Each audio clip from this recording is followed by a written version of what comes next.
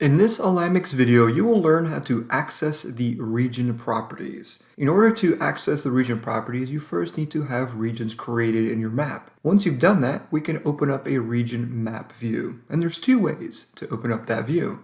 You can click here on the plus button to open up a new tab and select regions, and you'll see your regions appear on the map. You can also click on the Add View button here under the Home menu, select Maps, and then click on Region Map. And both of these methods will bring you to the exact same region map. So let's go ahead and close down this third tab. And right now we've got all three regions displayed on the screen. To access the region properties, you simply right-click on that region to pull up the radial tool, and then click on Properties.